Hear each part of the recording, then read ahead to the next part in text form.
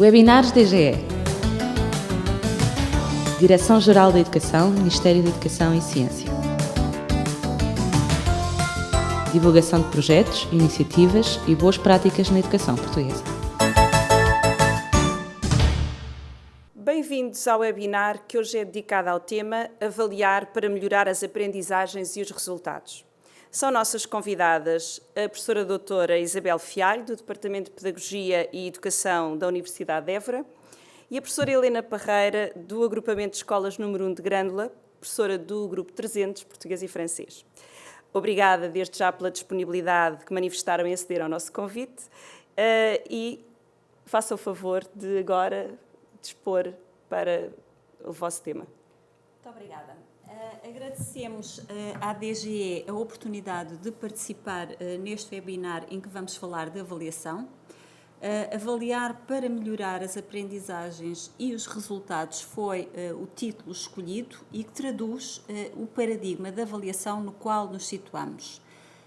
Os documentos legais que orientam a prática docente no que se refere à avaliação apontam para uma concepção de avaliação que tem por objetivo melhorar a aprendizagem e o ensino e, por consequência, os resultados escolares, o que significa que se privilegia a avaliação formativa ou a avaliação para as aprendizagens, como alguns autores preferem designar.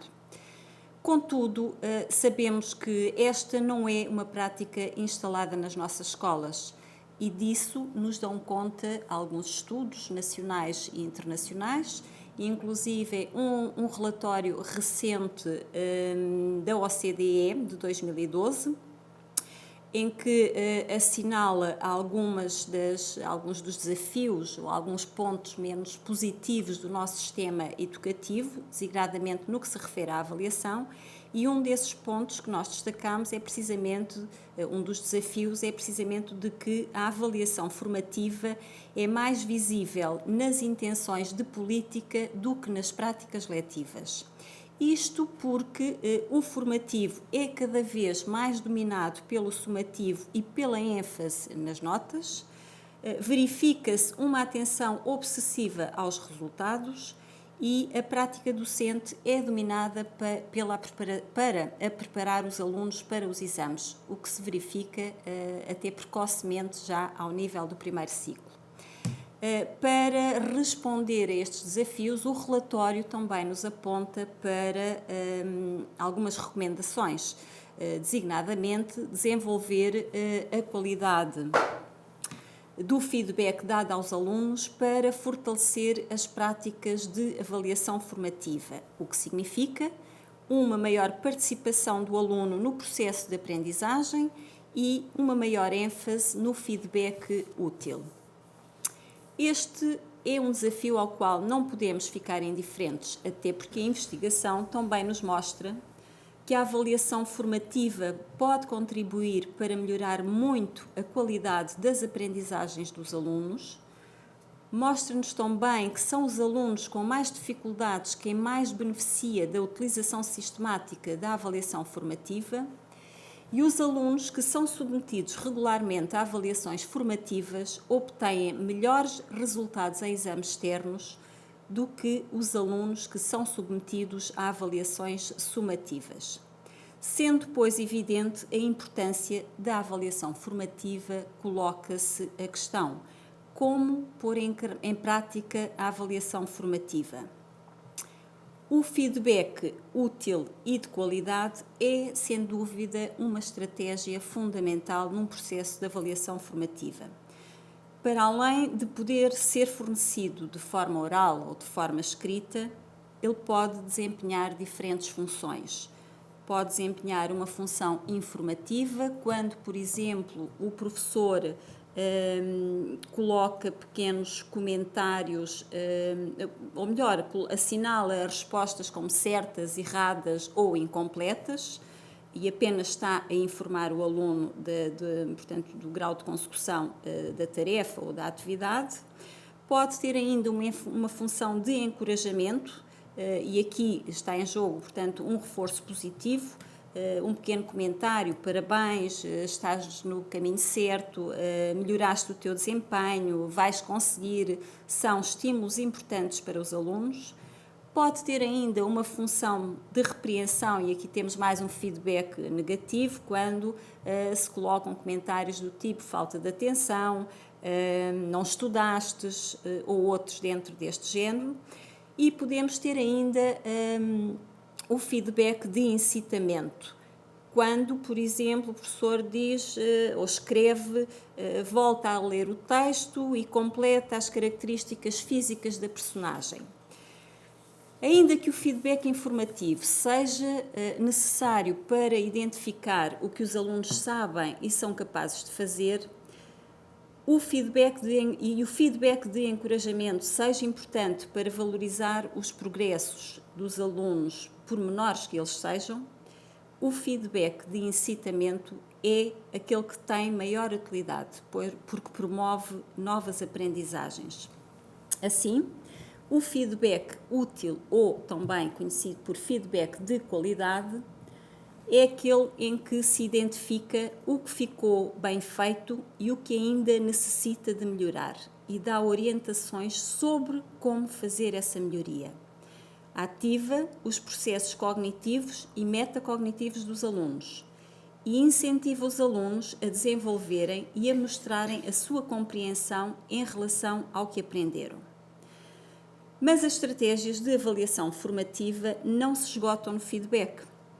A autoavaliação e a avaliação por pares é outra das estratégias de grande utilidade, pois incentiva os alunos a fazerem um trabalho mais cuidado, a troca de impressões entre colegas ocorre numa linguagem que lhes é mais próxima, mais familiar, e o feedback de um grupo para o professor pode proporcionar mais atenção do que de um só aluno. Neste tipo de avaliação, os critérios de avaliação têm necessariamente de ser previamente discutidos e analisados com os alunos. Estes têm de saber exatamente o que é esperado que façam ou aprendam para poderem ajuizar sobre o seu trabalho e sobre o trabalho dos seus pares. A avaliação por pares pode acontecer em diferentes situações, por exemplo, em apresentações oral de trabalhos, em que essas apresentações são depois comentadas pelos colegas. Pode também acontecer em situações de troca de trabalhos, de fichas de trabalho, de composições, de relatórios que são avaliadas pelos colegas. Portanto, são várias as possibilidades que o professor pode utilizar para fazer a avaliação por pares. Sendo inegável a importância da avaliação formativa, é necessário perceber o que a distingue e aproxima da avaliação sumativa e como conciliá-las. Os dois tipos de avaliação não implicam necessariamente diferentes métodos de recolha de dados nem diferentes instrumentos. A diferença está na forma como a informação é usada. Quando o professor utiliza os resultados de um teste de avaliação sumativa para a tomada de decisões que visam a regulação do ensino e a melhoria das aprendizagens dos alunos, estamos perante um instrumento com fins sumativos, mas que se converte num instrumento formativo. Podemos concluir então que as duas modalidades de avaliação não se opõem, pois, como afirma Domingos Fernandes, e passo a citar, verificando-se uma verdadeira prática de avaliação formativa, a avaliação sumativa acaba por consistir num momento particularmente rico de integração e de síntese da informação recolhida acerca do que os alunos sabem e são capazes de fazer numa variedade de situações. Assim, importa assumir a avaliação como parte integrante do processo de ensino e aprendizagem. Antes de avaliar para classificar, é necessário avaliar para ensinar e para aprender melhor. E foi isso que a doutora Helena Parreira fez e vai-nos falar dessa experiência. Então, foi exatamente. Pus em prática todas estas ideias que fui aprendendo ao longo da formação que fiz com a doutora Isabel e a doutora Marília Cid. No final do primeiro período, as minhas turmas de 6º ano de português apresentavam resultados muito pouco satisfatórios. E essa situação deixou-me preocupada. Comecei a pensar que não seria possível que a maioria das crianças que tinha ali à minha frente tivessem graves problemas de aprendizagem, até porque tinha muito poucos repetentes nessas turmas. Então, resolvi iniciar o 2º período, repensando as minhas estratégias e tentando arranjar novas, já que as que estava a utilizar não tinham tido muito bons resultados. Então, comecei por elaborar uma grelha onde já tinha colocado todas as tarefas que pretendia que os meus alunos fizessem durante o estudo da unidade com que iria iniciar o 2º período. Essa grelha tinha também um espaço dedicado aos encarregados de educação, uma vez que pensei que seria importante provar aos encarregados de educação que o envolvimento deles no processo de ensino-aprendizagem dos alunos faz a diferença. O trabalho dos meus alunos foi chegando e o feedback foi sendo feito. Foram fornecidas pistas em que ia indicando aos alunos onde é que estava o erro, que erro era encontrado, mas nunca dando a correção automática como faria por escrito, como faria nos trabalhos anteriores e como fiz durante o primeiro período. O acento estava mal colocado, chamava a atenção para o acento apenas, não iria colocar. E foi assim que eu fui fazendo o feedback a todos os trabalhos dos meus alunos. Claro que fui indicando, tal como estava a ser ensinado, o que estava correto, por muito pouco que o trabalho tivesse de correto, havia sempre qualquer coisa para incentivar o aluno, e a seguir eu faria as recomendações todas daquilo que o aluno teria para melhorar. E temos aqui, então, um exemplo. O aluno, quando volta a fazer a segunda versão do texto, já tomou em atenção algumas das indicações, por exemplo, os parágrafos, que foi uma das recomendações, e continuamos a ir para outro tipo de erros. Também tive o cuidado de não assinalar todos os erros ao mesmo tempo, em simultâneo. Iria escolhendo os mais graves e depois passaria para aqueles que me pareceriam menos importantes na altura. Posteriormente, e já no verão, continuei as minhas investigações e descobri um livro que se chama Educar para o Futuro, de Paul Togge, onde encontrei a descrição de uma experiência feita numa das muitas escolas que existem na América e que são escolas de risco, onde uma professora, Spiegel, que treina a equipa de xadrez, faz os jogadores constituírem as más jogadas, ou seja, e passo a citar, os alunos eram desafiados a olhar profundamente para os seus próprios erros, a examinar a razão pela qual os tinham cometido e a pensar esforçadamente naquilo que poderiam ter feito de forma diferente. Ora, o feedback que eu tentei dar aos meus alunos foi exatamente este: fazê-los olhar para o erro, o que é que estava menos correto, e levá-los a fazer melhor no futuro. Elaborei rúbricas de classificação. Como a doutora Isabel disse, é importante que os alunos saibam, tenham a consciência para que é que estão a trabalhar, como é que vão ser avaliados e o que é que nós estamos a avaliar no momento. Então, este é um exemplo de uma rúbrica de classificação que eu fiz para um trabalho que foi posteriormente apresentado oralmente. Esta grelha ou seja, esta rúbrica de classificação foi apresentada aos alunos no início do trabalho e foi utilizada no final, durante as apresentações orais, como orientação para eles avaliarem o trabalho dos colegas. Ou seja, fizemos atividade de heteroavaliação, em que eles tinham uma grelha onde teriam que ir colocando o nível que achavam que o colega merecia, de acordo com os critérios que estavam ali estabelecidos, e correu muito bem. Até porque o facto dos alunos estarem a avaliar uns aos outros melhora a atenção ao trabalho dos colegas e a avaliação dos alunos é justa. E eles, todos os comentários que fizeram aos colegas foram construtivos e foi uma experiência que agradou a ambos, tanto a professores como a alunos. Para além da rúbrica de classificação para este tipo de trabalhos, elaborei também uma rúbrica de correção para o teste final desta unidade. Esta rúbrica de correção foi divulgada aos alunos em conjunto com a matriz do teste e, durante a realização do teste, foi projetada no quadro.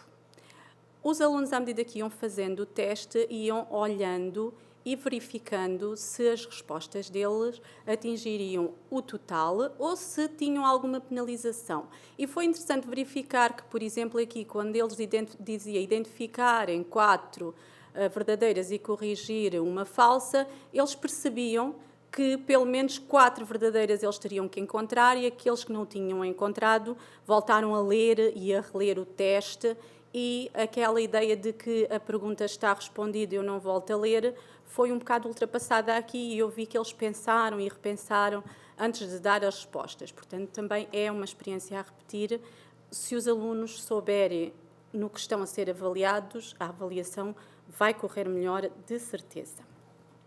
No final desta unidade, elaborei uma pequena ficha de autoavaliação. E esta autoavaliação contemplava todos os conteúdos da unidade, em que os alunos iriam dizer se tinham adquirido com facilidade, com alguma dificuldade, ou aqueles que ainda pura e simplesmente não tinham atingido os objetivos. Posteriormente, fiz o cruzamento de todos estes dados, da grelha de autoavaliação, do teste, dos trabalhos que me tinham sido enviados, e verifiquei que todas as coisas estavam corretas, ou seja, os alunos tinham a perfeita consciência de quais eram as competências que não tinham ainda atingido, aquelas que deviam melhorar, etc. Portanto, isto significa que os nossos alunos, quando a avaliação é transparente, eles são muito, muito conscientes. Para além disso, tive que criar também, foram feitas algumas fichas de recuperação, como é lógico, e tive que criar regras para que esta avaliação entre pares ou esta heteroavaliação corresse bem.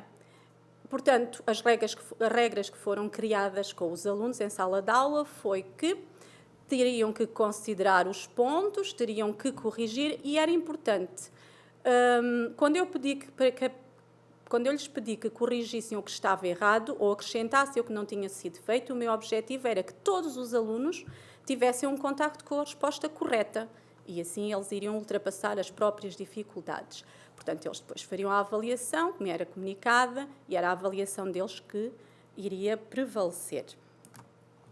Ora, no final do segundo período, eu já verifiquei alguma melhoria nos meus alunos. A título de exemplo, podemos observar o gráfico que diz respeito ao domínio da escrita, onde se nota a evolução dos alunos, e que, curiosamente, eu reparei que os alunos de nível 3 foram aqueles que apresentaram ou uma melhoria menos significativa ou, em alguns casos, até regrediram um bocadinho o seu desempenho.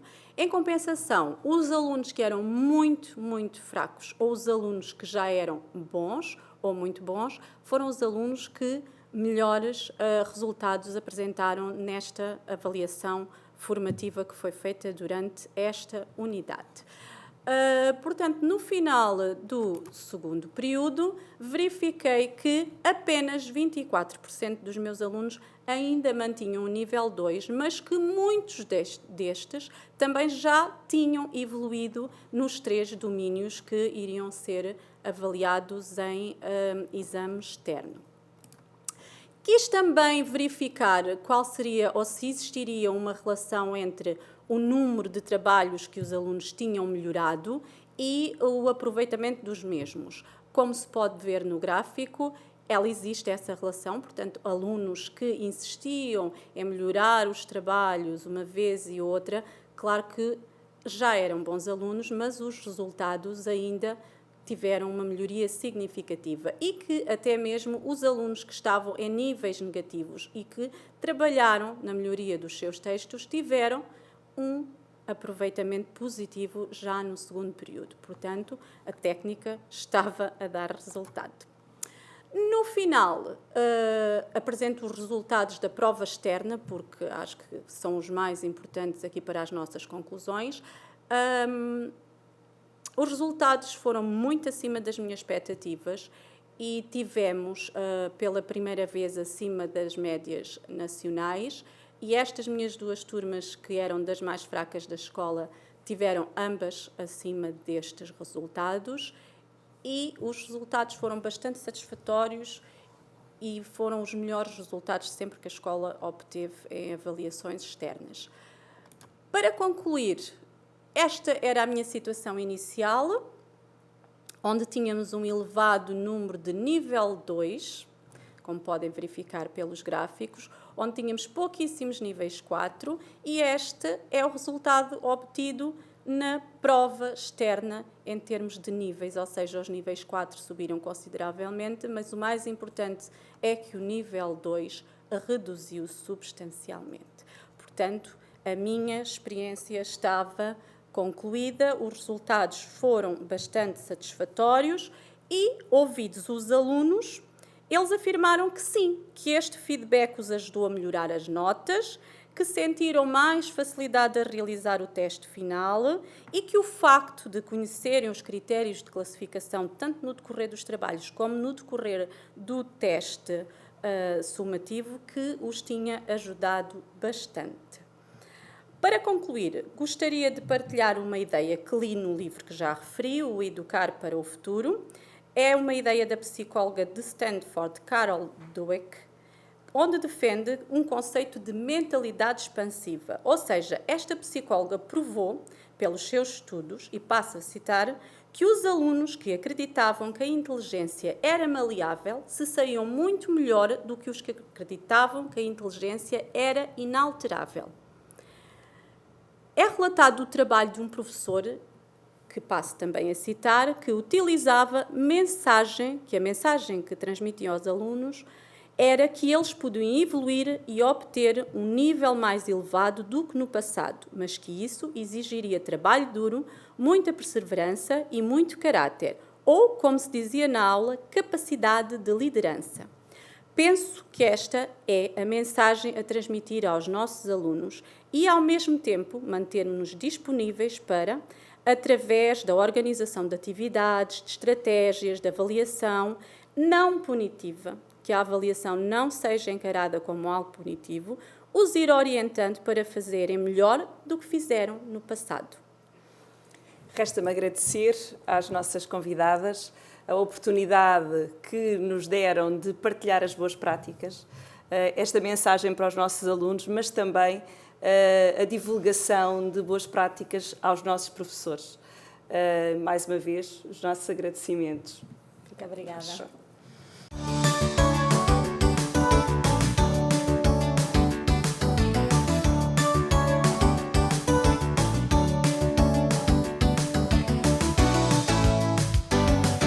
Webinars DGE. Direção-Geral da Educação, Ministério da Educação e Ciência. Divulgação de projetos, iniciativas e boas práticas na educação portuguesa.